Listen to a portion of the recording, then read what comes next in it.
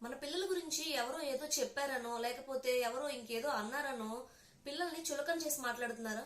అయితే ఈ వీడియో మీకోసమే, చివరి వరకు స్కిప్ చేయకుండా చూడండి. చాలా మంది మన ఫ్రెండ్స్ లో గానీ నైబర్స్ లో గానీ మన పిల్లల గురించి ఒక్కోసారి చాడీలు చెప్తూ ఉంటారు. అందులో నిజం ఉండొచ్చు ఉండకపోవచ్చు. ఒక మాట ఒక చాడీ చెప్పేసి వెళ్ళిపోతూ ఉంటారు. దీంతో తల్లిదండ్రులు మనశ్శాంతి కోల్పోతారు. మనుషుల్ని మానసికంగా చాలా ఇబ్బంది పెట్టే ఒక ప్రాబ్లం ఇది. పైకి తెలియని తీవ్రత ఉంటుంది ఈ విషయంలో. ఏది నమ్మాలి ఏది నమ్మకూడదు అని తేల్చుకోలేని పరిస్థితి అన్నమాట. ఇలా ఎవరైనా మన పిల్లల గురించి చెప్పినప్పుడు దాన్ని మనం ఎంతవరకు తీసుకోవాలి, అసలు ఎలా అర్థం చేసుకోవాలి, మనం ఇప్పుడు చూద్దాం. నేను Shravani Reddy, parenting and teen behavioural coach. ఇలాంటి విషయాల్లో మొదట్లోనే అడ్డుకట్ట వేయడానికి, ఎవరు బాధపడకుండా ఎవరి మనసు గాయపడకుండా చాలా సున్నితంగా చెక్కబెట్టడానికి కొన్ని పద్ధతులు ఉన్నాయి. మన ఫ్రెండ్స్ గాని మన రిలేటివ్స్ లో గాని పరిచయస్తులు లేకపోతే ఆఫీస్ లో పని చేసే వాళ్ళు ఎవరైనా సరే ఒక వ్యక్తి వచ్చి మన పిల్లల గురించో లేకపోతే మన ఇంట్లో ఒక విషయం గురించో ఏదైనా చెప్పినప్పుడు ఆ చెప్పిన పర్సన్ అసలు సరైన వాడా కాదా అని ఆలోచించాలి. Is he eligible person to criticise my child అని చెప్పి మనం ఆలోచించుకోవాలి. సరే, అతను మంచి వ్యక్తే అనుకుందాం. ఇప్పుడు సెకండ్ పాయింట్ ఏంటి? ఇతను చేస్తున్నది మంచి విమర్శేనా, is it constructive or destructive criticism అనేది తెలుసుకోవాలి. నా పిల్లలు మంచి కోరి చెప్తున్నాడా లేకపోతే నన్ను మానసికంగా దెబ్బతీయడానికి ఇలాంటి పని చేస్తున్నాడా అని ఒక్కసారి ఆలోచించుకోవాలి. ఎవరైనా ఒకరు మన పిల్లల గురించి ఏదైనా విమర్శిస్తే మొదట మనకి చాలా కోపం వచ్చేస్తుంది, అసహనం వస్తుంది, ఒక రకంగా అవమానంగా ఫీల్ అవుతాం మనం.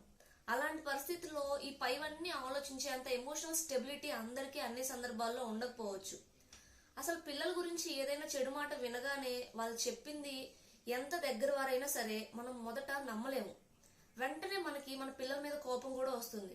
ఇంటికి వచ్చి వాళ్ళని చెడమడ తిట్టేస్తాం. అక్కడే తప్పంతా జరుగుతుంది. అలా వెంటనే కోప్పడకుండా కొంత టైం తీసుకొని ఇది నిజంగా జరిగిందా, నా పిల్లాడు నిజంగా అలా చేసుంటాడా, ఫస్ట్ వెళ్ళి వాడితో మాట్లాడదాం అని చెప్పి అనుకోవాలి. ఇది చాలా ఇంపార్టెంట్. మనం పిల్లల్ని అడగడం ఎలాగో తప్పదు, అక్కడ వాళ్ళ మనసు ఎలా ఉందో కూడా మనం ఆలోచించుకోవాలి. ఒకవేళ తప్పు చెయ్యని వాళ్ళైతే, అరే నాన్నకి నా మీద అస్సలు నమ్మకం లేదా, నాకన్నా బయట ఎవరో చెప్తేనే నమ్మారు, నేనేంటో వాళ్ళకి తెలియదా అని చెప్పి పిల్లలు బాధపడతారు. అండ్ ఇక్కడ అడిగే అప్పుడు కూడా ఎవరో ఇలా చెప్పారు, నీ వేషాలన్నీ బయట చెప్పుకుంటున్నారు, నా పరువు తీసేసావు అని కాకుండా ఇలా అంట ఎవరో నాతో అన్నారు నిజమేనా, ఒకవేళ నువ్వేమీ తప్పు చేయకపోతే ఎందుకు ఇలాంటి మాట వచ్చింది అని ఫ్రెండ్లీ టోన్ లో ఒక డిస్కషన్ లాగా అడగాలి. ఇక్కడ ఇంట్లో వాళ్ళు ఎమోషనల్ అవ్వకూడదు. అన్నింటికన్నా ముందు మేము నిన్ను నమ్ముతున్నాము, నువ్వు తప్పు చేసినా దాన్ని మనం కలిసి సరిదిద్దుకుంటాము అనే భరోసా వాళ్ళకి మనం ఇవ్వాలి. అలాంటప్పుడే వాళ్ళు నిజం చెప్పగలుగుతారు. పిల్లలు ఏదైనా తప్పు చేసినా చేయకపోయినా వాళ్ళ బాడీ లాంగ్వేజ్ లో మనం కనిపెట్టేయచ్చు. పేరెంట్స్ కళ్ళల్లోకి స్ట్రైట్ గా చూస్తూ మాట్లాడుతూ ఒకవేళ అడిగిన అన్ని క్వశ్చన్స్ కి ఎలాగా తడుముకోకుండా సమాధానం చెప్తుంటే కనుక వాడు తప్పు చేయలేదు అని మనం అర్థం చేసుకోవచ్చు. అలా కాకుండా జరిగిన దాంట్లో నా తప్పేమీ లేదు, అంతా మరొకరిదే అన్నట్టుగా మాట్లాడడం, తడుముకుంటూ చేతులు నలుపుకుంటూ సమాధానాలు చెప్తున్నాడు అంటే వాడు అబద్ధం ఆడుతున్నాడు అని అర్థం. ఆ వచ్చిన విమర్శ నిజమే, దాని గురించి మరింకొంచెం లోతుగా ఆలోచించాల్సి ఉంటుంది. ఈ రోజుల్లో ఎవరైనా వచ్చి పిల్లల గురించి ఏమైనా చెప్తే తల్లిదండ్రులు వారితో ఉన్న స్నేహాన్ని బంధుత్వాన్ని కూడా తెంచేసుకోవడానికి రెడీ అయిపోతున్నారు. అంటే మన పిల్లలు మన కుటుంబం మనకు ముఖ్యం, మిగిలినవన్నీ అనవసరం అనే ధోరణికి వస్తున్నారు. కానీ మనం సమాజంలో అందరితో కలిసి బ్రతకాలి. ఇలా బంధాలు తెంచేసుకోవడం అంత కరెక్ట్ కాదు. అసలు మనకు ఆ విషయం చెప్పిన వ్యక్తితో మనం ఎలా ప్రవర్తించాలి అనేది నేర్చుకోవాలి. ఇది రెండు రకాలుగా చేయొచ్చు. అవతల వ్యక్తి చెప్పిన వెంటనే మొదటిది, అవునా అండి, చాలా థ్యాంక్స్ అండి, మీరు నాకు చెప్పి మంచి పని చేశారు, ఈ విషయం నిజమో కాదో నేను మా పిల్లల్ని అడుగుతానండి, ఒకవేళ నిజమే అయితే మా వాడిని మంచి దారిలో పెట్టుకోవడానికి నేను ట్రై చేస్తాను అని చెప్పొచ్చు. ఇలా మర్యాదగా సున్నితంగా చెప్పేయచ్చు. చెప్పిన వ్యక్తి మీద ఏదైనా సందేహం ఉన్నప్పుడు, అరే అలాగా, సరే అయితే ఒకసారి మీరు మా ఇంటికి రావాలండి, కలిసి మన ఇద్దరం కూర్చొని మీ ముందే నేను వాడిని అడుగుతాను, అంతటితో ఈ సమస్య తీరిపోతుంది అని అన్నామంటే అవతల వ్యక్తి తెలిసి తెలియక మాట్లాడి ఉంటే అయ్యో లేదండి ఇదంతా ఎందుకు అని చెప్పి పక్కకు తప్పుకుంటారు. ఒకవేళ ఆ వ్యక్తి చెప్పింది నిజమే అయితే, సరే పదండి మాట్లాడదాం, నేను కూడా ఉంటాను, మన పిల్లల భవిష్యత్తు మనకు ముఖ్యం కదా అని చెప్పి వాళ్ళు మనతో పాటు వస్తారు. సో ఇలా మనం అవతల వ్యక్తి గురించి తెలుసుకోవచ్చు. రెండు కోణాల్లో మనం స్పష్టంగా తెలుసుకోగలం. ఫస్ట్ది ఫ్రెండ్లీగా థ్యాంక్స్ చెప్పడం, ఇంటికి వచ్చి పిల్లల్ని మాట్లాడడం, రెండోది అక్కడికక్కడే తేల్చేసుకోవడం, అక్కడితో ఆ సమస్య వదిలిపోతుంది. ఒకసారి ఈ పుకార్లు మొదలైన తర్వాత మనం వెంటనే స్పందించి ఎక్కడికక్కడ వీటిని కట్ చేయకపోతే ఒక్కదాని తర్వాత ఒకటి అలా వస్తూనే ఉంటాయి. మనం మొదట్లోనే ఎలా కట్ చేస్తున్నాము అన్నది చాలా ముఖ్యం. పై 2 రకాల వ్యక్తులే కాకుండా 3వ రకం వ్యక్తులు కూడా మనకు కనబడుతూ ఉంటారు. మన చుట్టూనే ఉంటారు. వీళ్ళు కొంచెం ప్రమాదకారులు అనమాట, మ్యానిపులేటర్స్. ఇదిగో మీ పిల్లలు ఇలా చేశారంట, నేను ఫోటోలు కూడా తీసాను చూడు అనో, లేకపోతే ఫలానా జరిగినప్పుడు మా ఫ్రెండ్ కూడా అక్కడే ఉన్నాడనో, వాడు చెప్పాడనో చెప్తూ ఉంటారు. అసలు వాళ్ళ ఫ్రెండ్కి అక్కడ ఏం పని? అతనికి ఇల్లు, ఆఫీసు, జాబ్ ఇవన్నీ ఉండవా? ప్రతిసారి పక్కింట్లోకి తొంగి చూడడము, ఇవన్నీ తెలుసుకొని వివరాలన్నీ పోగేయడం వాళ్ళ పనుల? ఇవన్నీ సాక్ష్యాలతో సహా తీసుకొచ్చి మన ముందు చెప్తున్నారు అంటే వాళ్ళకి ఇందులో ఎంతో కొంత పాత్ర ఉంటుంది. లేదా మనకి చెడ్డ పేరు తీసుకురావడానికో, మన స్టేటస్ కి, మన గౌరవానికి ఏదైనా భంగం కలిగించడానికో ఇలా చేస్తున్నారని ఆలోచించాలి. ఈ రోజుల్లో ఒకళ్ళు ఎదుగుతుంటే ఇంకొకరు తట్టుకోలేకపోతున్నారు. అందుకోసం ఎంతకైనా తెగిస్తున్నారు. మన పిల్లలు మన బలహీనత. వాళ్ళకి చెడ్డ పేరు తీసుకొస్తే మనల్ని బలహీనపరిచినట్టే.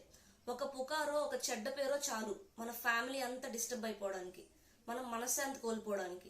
ఇలాంటి వాళ్ళతో మనం చాలా జాగ్రత్తగా ఉండాలి. ఇంకా 4వ రకం వ్యక్తులు కూడా ఉంటారు. ఈ మధ్య వీళ్ళు ఎక్కువైపోయారు. మన పిల్లలు సోషల్ మీడియాలో ఎక్కువగా ఉంటారు. చదువుతో పాటు ఇతర రంగాల్లో కూడా చాలా సమాంతరంగా ఎక్కువ పేరు, డబ్బు సంపాదిస్తున్నారు.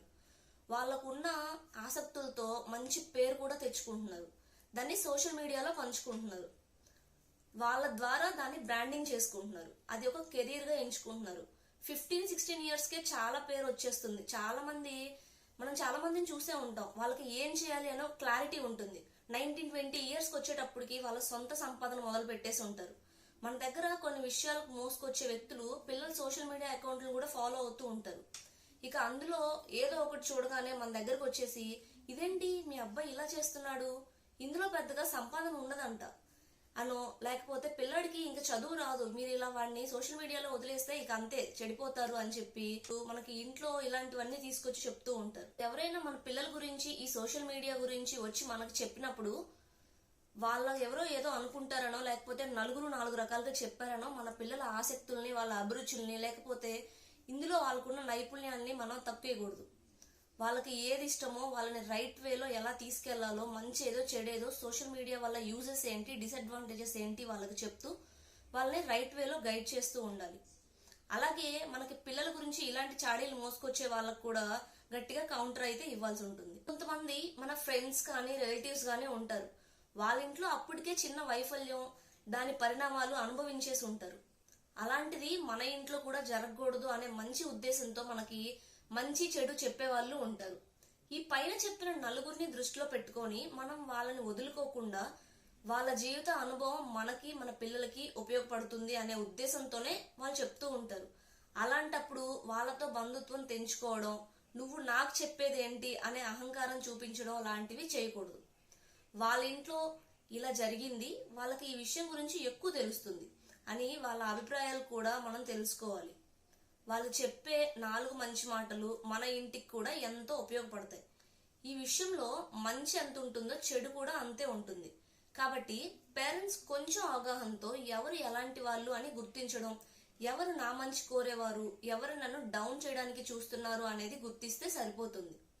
వీడియో నచ్చితే లైక్ చేయండి. అలాగే అవసరమైన ప్రతి పేరెంట్ కి షేర్ చేయండి.